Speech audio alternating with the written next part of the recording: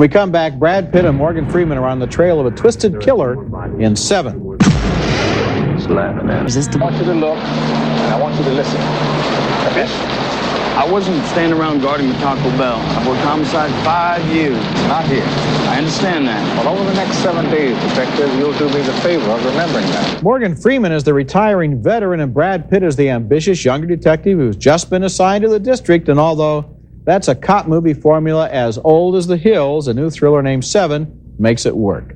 This is a very good movie that is sometimes hard to watch because of a level of violence and depravity that is unusual even among crime films. The movie begins with Freeman and Pitt investigating a couple of murders that seem to fit together. They explain the connection to their boss, played by R. Lee Ermey. There are 7 deadly sins, Captain.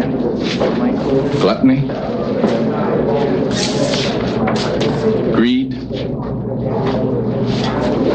sloth, wrath, pride, lust, and envy. You can expect 5 more of these. The killer apparently plans murders inspired by every one of the 7 deadly sins, and after they almost trap him, he taunts them. I'll be readjusting my schedule in light of today's little setback. Sorry I had to hurt one of you, but I didn't have a choice. You will accept my apology, won't you? I feel like saying more, but I don't want to ruin the surprise. Meanwhile, the murder string grows longer, and notice here how Freeman and Pitt have become obsessed by the case. No fingerprints. Totally unrelated victims. Yeah. And no witnesses of any kind.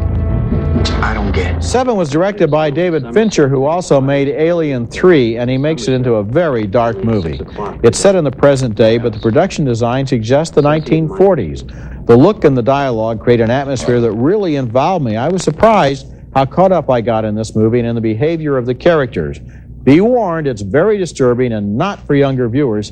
Seven is R-rated, which is ironic because actually it's a lot more intense than the NC-17 rated Showgirls. But it's very well made. I had an identical reaction to the picture, and I was just about to say the same thing. This is a picture that I would have rated NC-17. I do think it's worth seeing. I think it may be needlessly grotesque, and I mean that as a compliment. I don't think that the director, I think he has such a good screenplay, and 2 wonderful actors who really have a lot of chemistry together without it seeming ever to be forced, but seeming to be natural at all times, that I don't think he need to be as graphic in his portrayal of the crimes that are being committed. I think the whole purpose of this movie is to take these people into the Dante's Inferno of a big city and to take them right down into the most horrible environs. Yeah. And I think that in many cases, the detail of the crimes, which are very bizarre and very inventive in their own way, are part of that. I think that he really wants to give us an experience of evil in the same way that Silence of the Lambs did. I think he could have done it